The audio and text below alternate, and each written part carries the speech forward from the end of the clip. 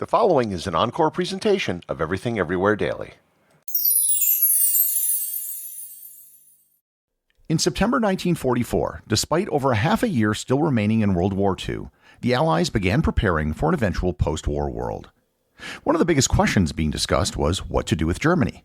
After 2 world wars with Germany in just a quarter century, no one wanted a third. One American official developed a plan which would basically destroy Germany as a modern country to prevent them from ever making war again. Learn more about the Morgenthau Plan and the attempt to destroy Germany on this episode of Everything Everywhere Daily.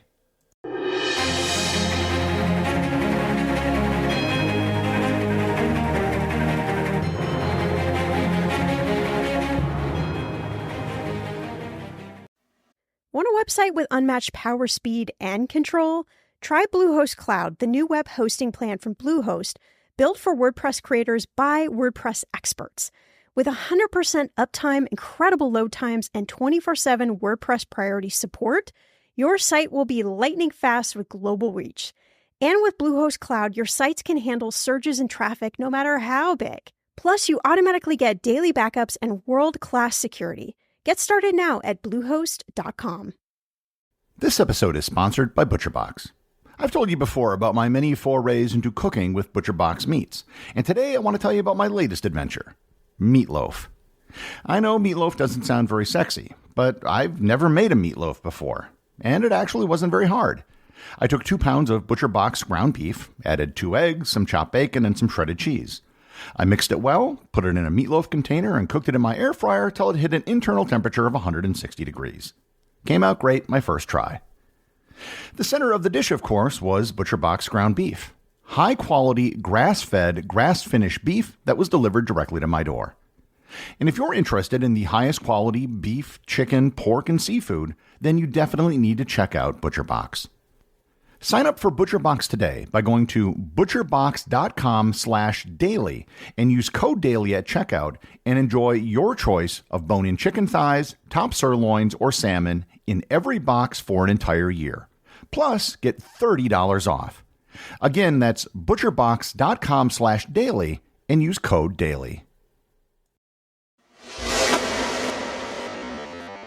Several months after the invasion of Normandy, the writing was on the wall for Nazi Germany. While the war wasn't yet over and there was still a lot of fighting to be done, it was pretty obvious the direction the war was heading. The Allies, who had been focused on winning the war, now began to give a little attention to what the post-war world was going to look like. Everyone was aware of the mistakes made after the First World War, which led to the Second World War. That wouldn't happen again because this time there wouldn't be a negotiated surrender. The Allies had always set unconditional surrender as their objective, and they were not going to deviate from that position. That implied an invasion of the German homeland and eventually occupation of the country. But then what? What would happen to Germany? Would it remain a unified country? What would happen to its economy? And most importantly to the Allies, would they be looking at a resurgent Germany again in just a few decades, looking to start another war? These concerns might seem silly in hindsight, but they were not at all silly in the middle of the war. Enter into the story one Henry Morgenthau Jr. Morgenthau was the Secretary of the Treasury under Franklin Roosevelt. He took office in 1934 and served for 11 years through the early days of the Truman administration. Morgenthau was also Jewish, the highest-ranking Jewish federal official in American history at that point, and for a brief period he was actually next in line for the presidency after Harry Truman took office and the Secretary of State, Edward Centenius Jr., resigned. As Secretary of the Treasury, Morgenthau didn't have a direct responsibility for the conduct of the war. However, he did have a vested interest in the status of European Jews. While the Roosevelt administration did a horrible job admitting European Jewish refugees, Morgenthau was most certainly not one of those responsible. He was a strong advocate for admitting European Jewish refugees to the United States. And, needless to say, Morgenthau was not a fan of Nazi Germany. In 1944, as it increasingly seemed that there was a light at the end of the tunnel of the war, Morgenthau drafted a proposal for what should be done with Germany after the war. Needless to say, Morgenthau's ideas were extreme to say the least. The memo he drafted became known as the Morgenthau Plan. While the memo isn't that long, and I could read it in its entirety, it would take up a good chunk of the entire episode. So I'm going to read some of the highlights to show what Morgenthau proposed. It's longer than normal for a quote, but important to understand exactly what happened. Quote, Point 1. Demilitarization of Germany. It should be the aim of the Allied forces to accomplish the complete demilitarization of Germany in the shortest period of time after surrender. This means completely disarming the German army and people, including the removal or destruction of all war material, the total destruction of the whole German armament industry, and the removal or destruction of other key industries which are basic to military strength. Point 2. The partitioning of Germany. Poland should get that part of East Prussia which does not go to the USSR. France should get the Saar and the adjacent territories bound by the Rhine and the Moselle rivers. An international zone should be created containing the Ruhr and surrounding industrial areas. The remaining portion of Germany should be divided into 2 autonomous independent states. Point 3. There shall be a customs union between the new South German state and Austria, which will be restored to her pre-1938 political borders. Point 4. The Ruhr area. Here lies the heart of the German industrial power, the cauldron of wars. This area should not only be stripped of all presently existing industries, but so weakened and controlled that it cannot in the foreseeable future become an industrial area. Within a short period, if possible not longer than 6 months after the cessation of hostilities, all industrial plants and equipment not destroyed by military action shall either be completely dismantled and removed from the area or completely destroyed. All equipment shall be removed from the mines, and the mines shall be thoroughly wrecked. All people within the area should be made to understand that this area will not again be allowed to become an industrial area. Accordingly, all people and their families within the area having special skills or technical training should be encouraged to migrate permanently from the area and should be as widely dispersed as possible. The area should be made an international zone to be governed by an international security organization to be established by the United Nations. Restitution and reparation. Reparations in the form of recurrent payments and deliveries should not be demanded. Restitution and reparation shall be effected by the transfer of existing German resources and territories. By restitution of property looted by the Germans in territories occupied by them. By transfer of German territory and German private rights and industrial property situated in such territory to invaded countries and the international organization under the program of partition. By the removal and distribution amongst devastated countries of industrial plants and equipment situated within the international zone and the North and South German states delimited in the section on partition, by forced German labor outside Germany, and by confiscation of all German assets of any character whatsoever outside of Germany. End quote. As you see, this would have been a radical destruction of Germany as a state. Much of their land would be split up between their neighbors, and the remaining land would be further subdivided into 2 new countries, and further territory would be under the control of the United Nations.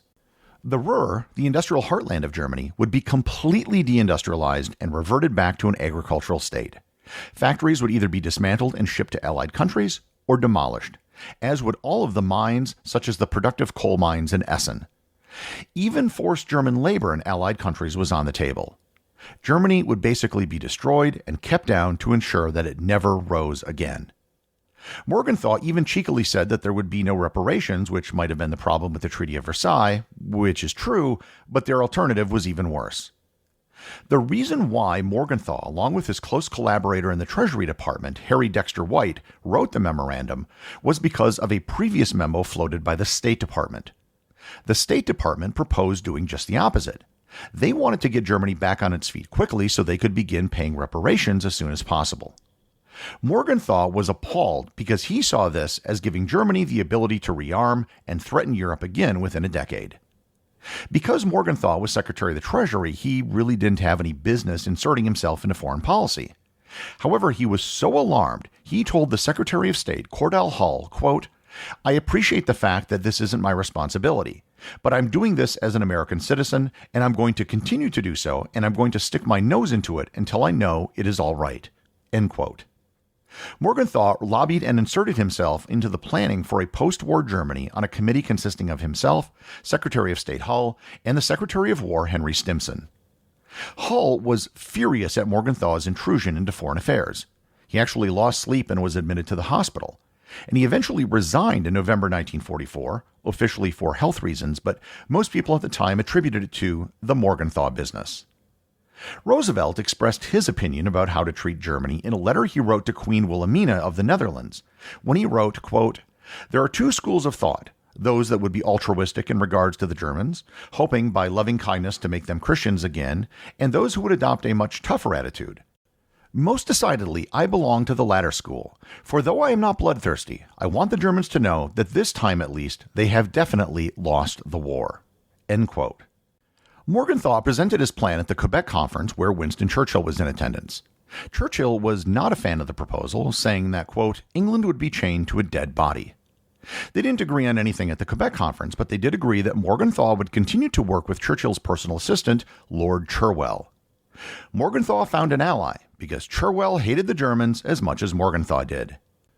Churchill eventually signed off on the plan, but it isn't known if he was persuaded or if he had his arm twisted by $6 billion worth of additional economic aid from the United States. Despite Churchill giving personal support, the plan never became official policy in Britain.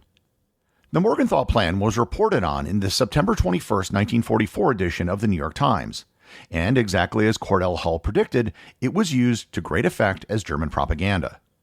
The German Minister of Propaganda, Joseph Goebbels, heavily promoted the American plan. With the Americans avowing the complete dismantlement of Germany, it gave them a renewed reason to fight. The head of the American military, General George Marshall, complained to Morgenthau that the German resistance had increased significantly. He said to Morgenthau the plan was worth 30 divisions to the Germans.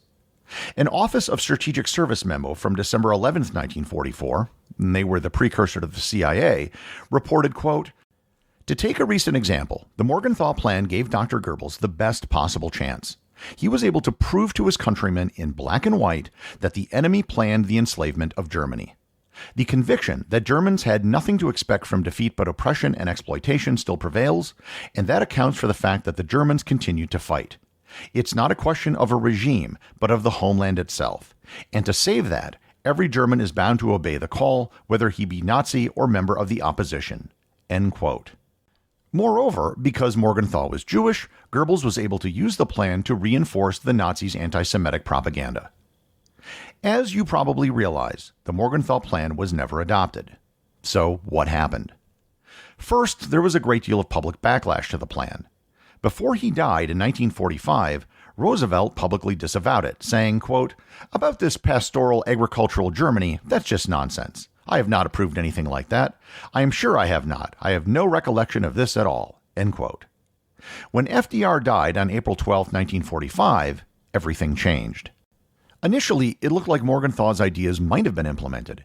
On May 10th, Truman signed the Joint Chiefs of Staff Directive 1067 on the occupation of Germany, which said, quote, "Take no steps looking towards the economic rehabilitation of Germany or designed to maintain or strengthen the German economy." End quote.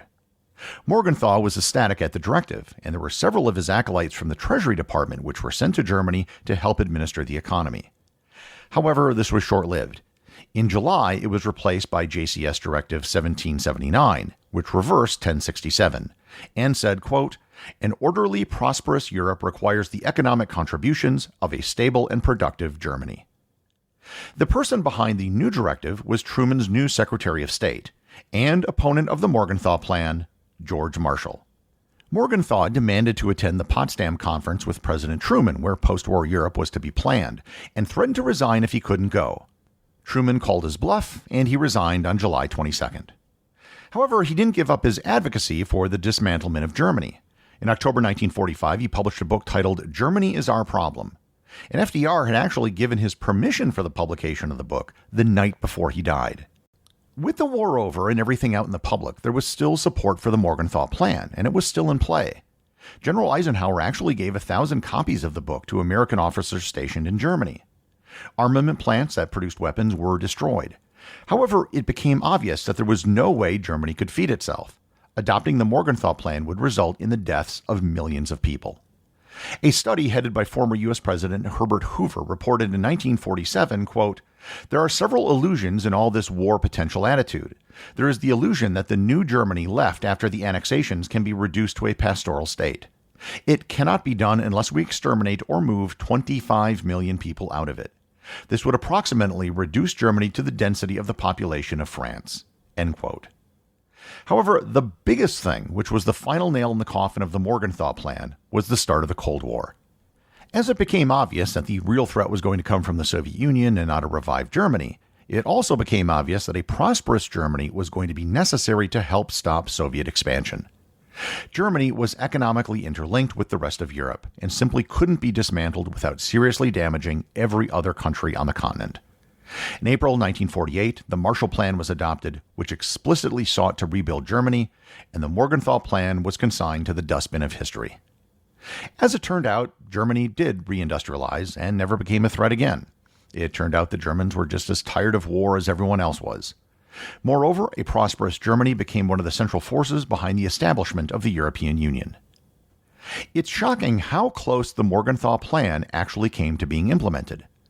While the desire of Morgenthau and other wartime leaders to severely punish Germany was understandable, if it had actually been implemented, it would have been a disaster.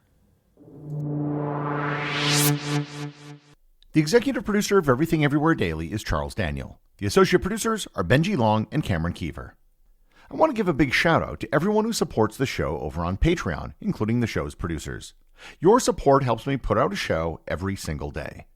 And also, Patreon is currently the only place where Everything Everywhere Daily merchandise is available to the top tier of supporters. If you'd like to talk to other listeners of the show and members of the Completionist Club, you can join the Everything Everywhere Daily Facebook group or Discord server. Links to everything are in the show notes.